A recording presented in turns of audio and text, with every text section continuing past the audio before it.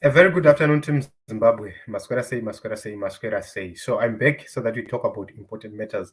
We have been trying to find the way forward from now on. We know that the president of the Triple C has not yet announced the way forward, but we need to look onto the possibilities. So I'm going to give everybody who is here who believe that he does have an idea, an opportunity to write in the comment section what you think should be the way forward. So I'm going to talk about what Nelson Chamisa should focus on when challenging Mnangagwa's victory from right now. So we are going to take a look onto the key issues being raised by several experts um, right here, and they've been shared publicly, and we have that opportunity to take a look. So let us go straight to these issues raised here, so that you get to understand um, the way forward here. So the main focus should not be about the V11s. I think I mentioned it in the morning to say V11s should not be the focus at this moment in time. So Malaika Diva says it's not even about V11s at this point. Focusing on that alone won't move the dial. The elections were not free and fair. And if there was any justice there, there'd be a redo of it. There's the fact that Zek's only on tally totals to about 103% is giving Zimbabwe. So you'd see Kuti Mukatasa, the tallies of Zek, she's saying that they go up to 103%. So taking a look on the issues which must be addressed urgently if we are to take the route of the court challenges, you'd see Kuti, issue number one, we have to mention the existence of FAS. FAS did door-to-doors, intimidating voters for a very long time. Since the primary elections, they did door-to-doors, intimidating voters. Myself, I experienced the wrath of FAS. So one would agree that the formation of FAS, an unconstitutional body, which went village to village, intimidating people, everywhere. FAS was there intimidating people, and that deterred people from exercising their vote. How do we see it? We have a 68% turnout compared to 85% of 2018. Remember that people were more interested in this 2023 election than the 2018 election, which means we were supposed to have more people voting.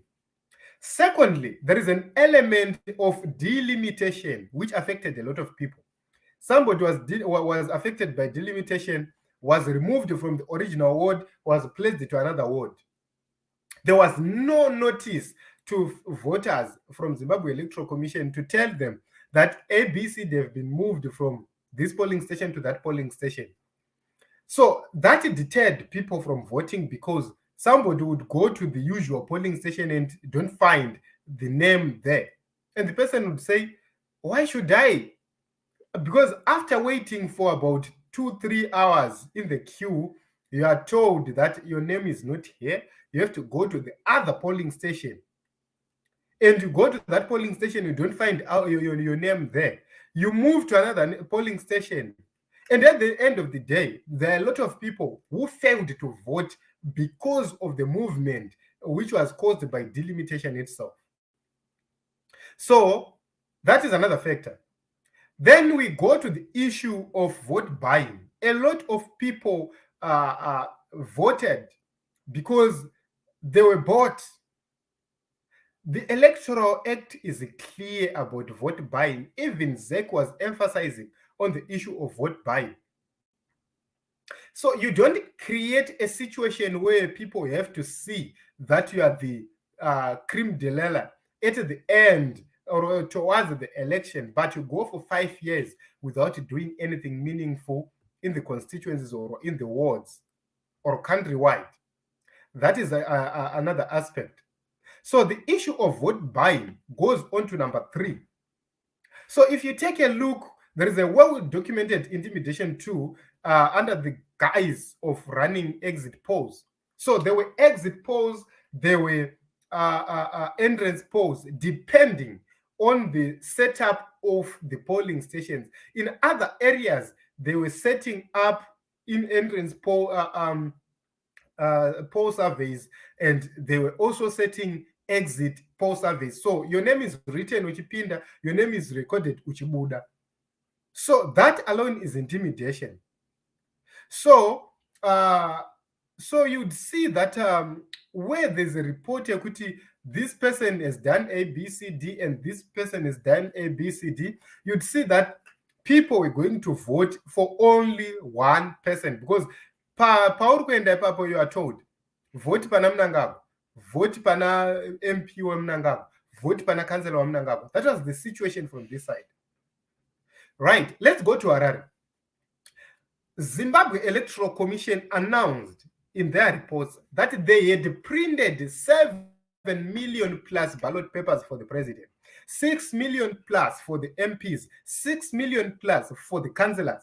These ballots goes hand in hand. Ra president, ra MP, ra councillor are 3. You have to be given them, all of them. What it means is all these ballot papers were supposed to be at the voting centers in time.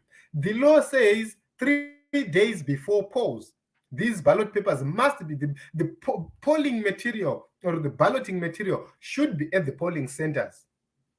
But in certain areas, Harare, to be clear, Harare kusenda, at the center, you find that there are places without balloting materials. What does that mean? That means that that is voter suppression. Because remember, the people who had prepared to go to vote on the 23rd, who failed. Because in some areas, people voted at night. In some areas, people voted on the 24th. What about the people who were off on the 23rd to vote, but were supposed to be at work on the 24th? What happened to those people? So if you take a look on the numbers of the people who voted in the urban areas alone, it's a clear sign that they tempered, they suppressed the voters. Right? Let's go to the issue of assisted voters. Assisted voters were way too many this time around. But there are records of those assisted voters. Can we go to 2018 elections and check the number of assisted voters? Go to 2023 and check the numbers of assisted voters. If you see the number of assisted voters from 2018 being more than the numbers of assisted voters in 2023, you have to ask one question. What happened? What changed in 2023 that somebody who was able to read and write in 2018 started not to be able to read and write in 2023? That question should be asked in court. How come somebody who was able to write in 2018 failed to write in 2023? That is a very important issue. Can we authenticate the people who said we cannot read, we cannot write? Can we? Because their details were recorded. So can we go ahead and test them? If they were able to read, if they were able to write, can we do that? Because it's not legal for anybody to declare illiteracy when you know that you can read, when you know that you can write.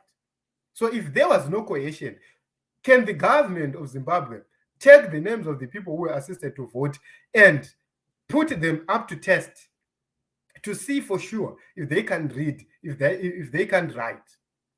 That is very important for us to note there. And the outcome would show you how voters were suppressed and how intimidation worked. Then there is an issue about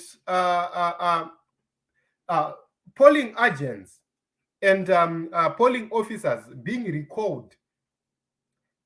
You have already announced the results. You are recalling polling officers and polling agents back to the stations. Why? You have already done everything. What else do you need to correct? Because if there were corrections, you were supposed to correct before making a declaration. But you have already declared, which means the correction you have made is going to invalidate the declaration you have made. And that is chaos on its own. So you would see that all those factors would point to one thing, would point to SADC or United Nations supervised elections. Let's go to the rallies. There is this new law, which is there, MOPA. MOPA instructs everybody who wants to gather for politics to inform the police, and authority must come from the police. So you must get authorization from the police. Was the police authorizing people who wanted to do the campaigns? No. Triple C had several of its rallies banned. Why? We do not know the reasons. That alone shows that there was no level playing field in terms of the campaigns. What was ZBC all about? ZBC was all about ZANU-PF, ZANU-PF A, ZANU-PF B, ZANU-PF C, ZANU-PF D. Everywhere you go on the radio, you hear about ZANU-PF only. When you hear about Nelson Chamisa, they'll be ridiculing Nelson Chamisa. Every time you hear about the opposition on radio, it's about ridiculing Nelson Chamisa. It's about belittling Nelson Chamisa. So was the state media, was it partial or was it impartial? It was partial because it was working with ZANU-PF. That is true. We have ZEC. ZEC is being told A, B, C, D did not meet these standards, and it's ZANU-PF responding. So all those issues, if you put them together, we have one conclusion. What is the conclusion? We have to go back to the drawing board. We have to go back to the elections. Should we accept the parliamentary, the council elections? No.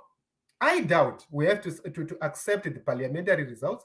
I doubt that we have to accept the council elections.